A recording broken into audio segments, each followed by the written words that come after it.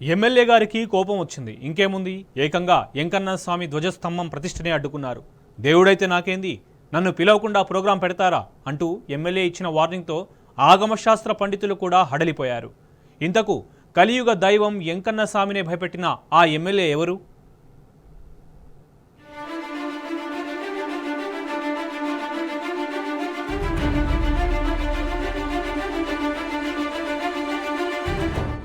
వినాశకాలే విపరీత బుద్ధి అన్నట్టుంది కాంగ్రెస్ ఎమ్మెల్యేల పరిస్థితి.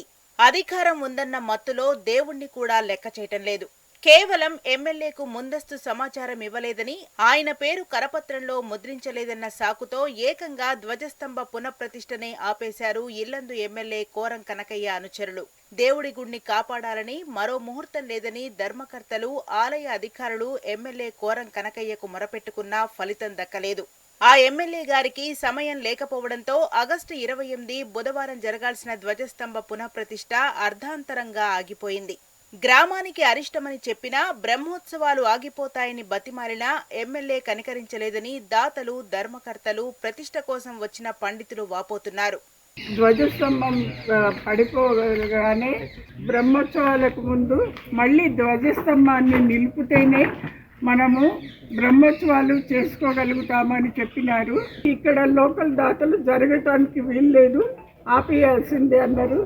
ఇది ఎంత బాధకరమైన విషయం అంటే, ఒక మాదిరి బాధతోటి నేను కుమిలిపోతున్నాను. ఎందుకు భగవంతుడా ఇలా జరిగింది అని. ఇప్పుడే నాకు ఫోన్ కాల్ వచ్చింది. ఈవో కవిత అక్కడ గుడి దగ్గర ఈ మీటింగ్ జరపటానికి వీల్లేదు, ప్రెస్ మీటింగ్ పెట్టద్దు అని చెప్పి నాకు వార్నింగ్ ఇచ్చింది. ఈ గుడి అందరిది, మేమేమి గుడిలో భక్తులను డిస్టర్బ్ చేయట్లేదు, ఏ పార్టీల గురించి మాట్లాడట్లేదు. కేవలం ఈ భక్తురాలను ఇంత దూరం వచ్చి ఈ బాధ ఎందుకు అని నేను అందరికీ తెలియజేస్తున్నాను.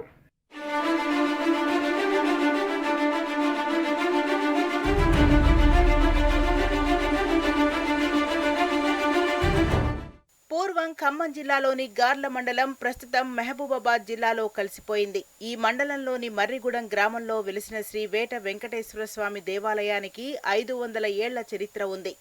ఎంతో మహిమ కలిగిన ఈ క్షేత్రంలోని ధ్వజస్తంభం ఇటీవల ఒరిగిపోయింది. దాంతో అర్చకులు, దేవస్థాన పెద్దలు, అధికారులు కలిసి పునఃప్రతిష్ఠ చేయాలని నిర్ణయించారు. గార్ల మండలం నుంచి వెళ్లి అమెరికాలో స్థిరపడిన పులిగోపాల్ రెడ్డి, ప్రమీల దంపతులకు సమాచారమిచ్చారు. భక్తిపరులైన ఆ దంపతులు మొత్తం ఖర్చు భరించి ధ్వజస్తంభం పునఃప్రతిష్ఠ చేసేందుకు ముందుకొచ్చారు.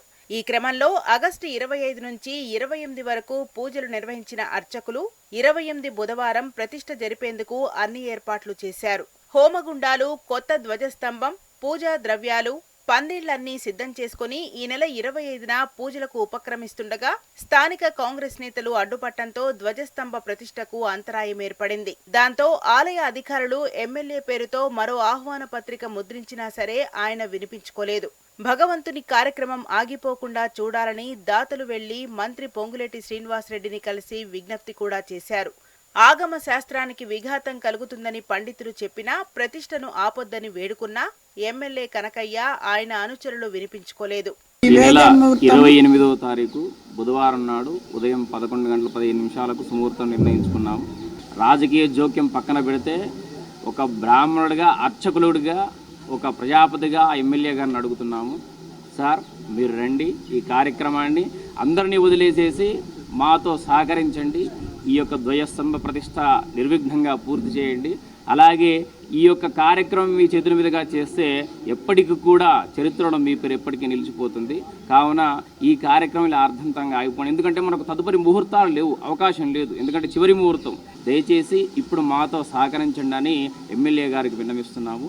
మీరు దయచేసి ఈ నెల 28వ తారీఖు నాడు ప్రతిష్ట ఈ యొక్క కార్యక్రమంలో పాల్గొనవలసిందిగా మా అర్చకులందరి తరఫు నుండి మీకు విన్నవిస్తూ ఈ యొక్క కార్యక్రమాన్ని విజయవంతం చేయండి అని అర్చకుల తరఫు నుంచి మనవి చేస్తున్నాం.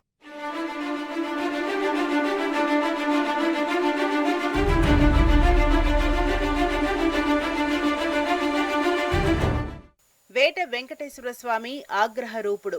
మొత్తం భూమండలం మీద వెంకటేశ్వర స్వామికి జంతుబలి ఇచ్చే దేవాలయం కూడా ఇదే.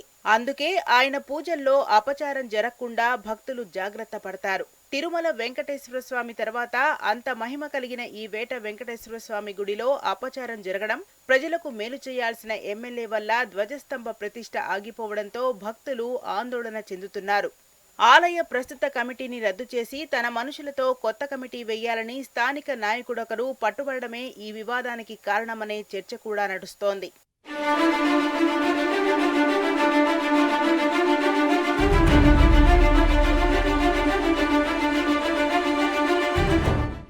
ఏదేమైనా ప్రజాపాలనలో ప్రజల మనోభావాలకు కాపాడాల్సిన ఎమ్మెల్యే కనకయ్య వారి మనోభావాలకు విరుద్ధంగా వ్యవహరించడం విమర్శలకు తావిస్తోంది. అధికారం చేతిలో ఉందని దేవుణ్ణి సైతం ధిక్కరించడం భక్తులకు ఆగ్రహం తెప్పిస్తోంది.